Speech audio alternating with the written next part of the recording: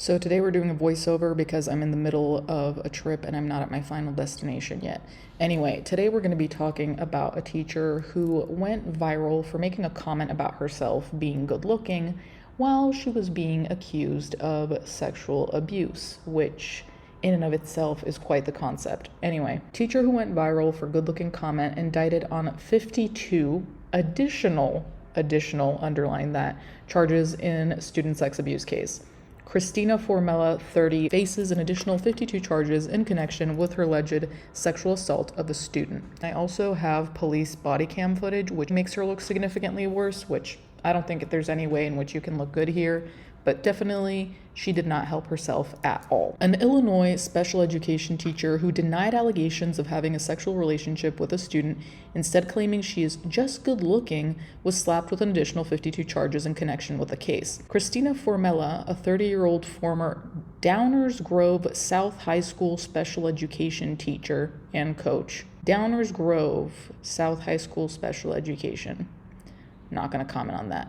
Had the extra charges filed against her during a status hearing Tuesday. Formella has now been charged with 20 counts of sexual assault, 20 counts of aggravated criminal sexual abuse, 6 counts of indecent solicitation of a child, and 6 counts of grooming. Investigators in DuPage, I have no idea, county said the charges are all felonies. So let's stop here real quick, because when I initially heard about this story, I was not aware that it was a special education school. So this adds an extra layer because, of course, already any minor is vulnerable and at risk. If we add on that they may have a disability, now I don't know what this student in particular may have, but nonetheless, that adds a level of vulnerability that makes this 10 times more disgusting. When you think of really trying to find the most vulnerable people and taking advantage of them, I think that this is as vulnerable as it gets. The teacher first appeared on police radar on March 15th, 2025, when the victim, a 15-year-old boy, went to the Downers Grove Police Department to report inappropriate sexual contact by a soccer coach and tutor who authorities identified as Formella. After a joint police and DuPage County Children's Advocacy Center investigation, officials allege that in December 2023, Formella sexually assaulted the boy while the pair had been inside a classroom for a tutoring session ahead of the start of the school day. So the other thing about this is also the fact that this person was not just a teacher, and that may seem like a detail, but if you have someone that's so all-encompassing, it's, I think, even scarier. Imagine, and now obviously this is not directly parallel, right? But imagine you have a teacher you don't like. Having them teach you one class is one thing. Having them teach you a class, be your tutor and also your coach, it feels like you can't escape them.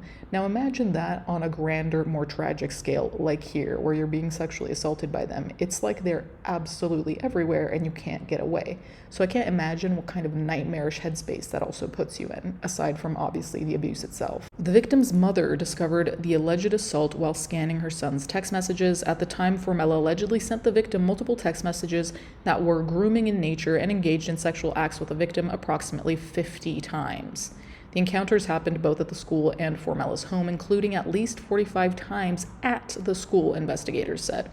Formella reportedly began working as a special education teacher at Downers Grove South High School in August 2020 and started volunteering as a soccer coach for the boys and girls team in 2021. The abuse continued through either August or September 2024, investigators said. She had at first denied the assault allegations brought against her, claiming that everybody comes after her because she's good looking and she's just a good person who cared too much about the victim, according to court documents. Board of Education President Don Renner said earlier this year that Formella is permanently banned from school grounds. The school district has been working with law enforcement as their investigation continued.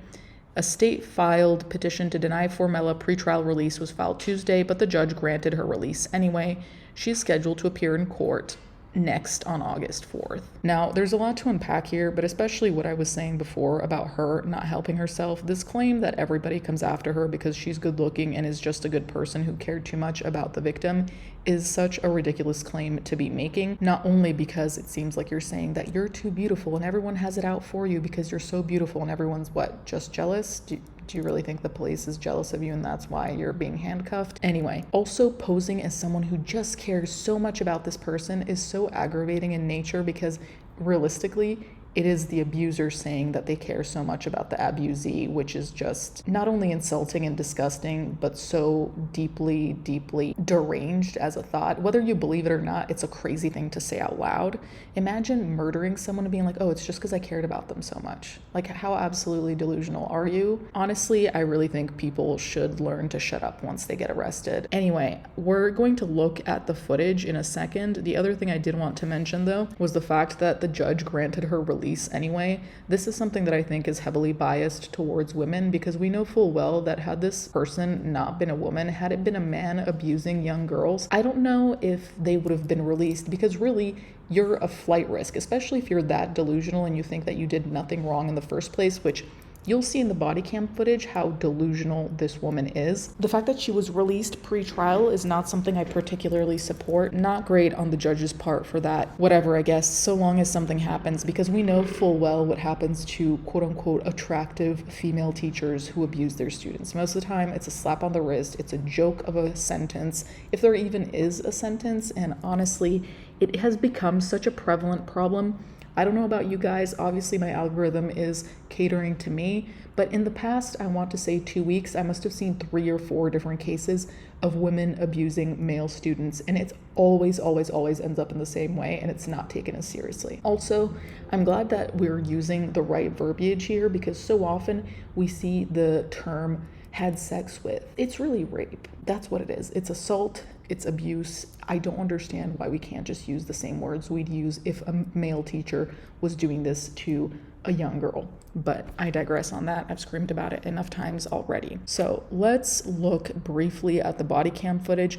Also, I found this deeply enraging because it really seems like she's trying to act like she's innocent, which is not new. Criminals do that all the time. But note how in this body cam footage, she genuinely tries to act like she has no idea why she's being taken in. To be noted, her husband was standing by her along this. So her husband is supporting her as far as we can see. That is also deeply troubling to me. I understand standing by your partner through certain things. I would say that this is one of the things where it's okay to be like, you know what, this is disgusting and I'm not gonna stand by you, because honestly, standing by your partner through this, either you're delusional and think that it didn't happen, even though there's proof it's happened 45 plus times, or you're okay with her being a pedophile.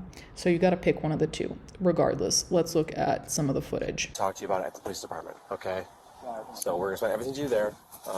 It's not my investigation. I don't know the full details. We do have to bring you there, though, okay?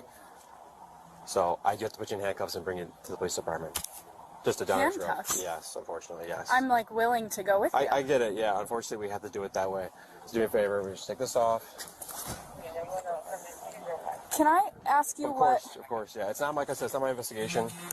Obviously, we're here for a reason. So go ahead and turn around for me. Am I in trouble? Like, I'm so lost right now. I'm sure you are. Like I said, I can't answer any questions right now. I'll just tell you that right now you're being detained for an investigation, and we're bringing you to the police department. And once you get there, they're going to fill you in on everything. Lester, are you able to reach it down there?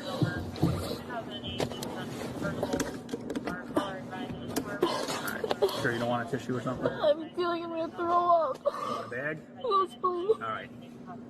So this video itself is 4 minutes long. I'll link it down below. That being said, there's a good chunk of the video, as you see in the last clip I showed you, where I think she realizes that she fucked up and she's just basically crying and losing her shit in the back of the police car. There is so much here that is absolutely laughable and also Oscar worthy in a way, because Oscar worthy, her acting is not that great to be fair, but the seeming shock of like, did I do something wrong? Like, where are we going? What's going on? Like, girl, truly, honestly, you really couldn't guess. If you had to think of what you've been doing for the past years, at least 2 years, you can't guess what might have gone wrong. You can't, are there other things you've been doing? Is it a question of picking which crime you're being taken in for? Because I think that it would come to mind, yes, the 14-year-old I've been sexually abusing, maybe that's what's going on. But then again, maybe we're all haters because she's so pretty. So I thought that this was pretty laughable. I am glad that we get to see the body cam footage, because I really, really cannot fathom how it is that these people think that they can get away with things and then on top of that act dumb when they get caught. To be noted, the age of consent in Illinois is 17, so we already knew that this was rape and sexual assault, sexual abuse, all of those things. But we have to also remember that this wasn't one of those cases, because I know that people try to make excuses being like, oh, well, it was just a year off. Like, this wasn't a 16-year-old. Even if it was, the law still says it's 17. But this was a 14-year-old. 14 is what, 8th, 9th grade? We have to also go back to the fact that this was a special education school. Now, we don't know what that means exactly for this victim, but nonetheless, you're picking the vulnerable of the most vulnerable of people.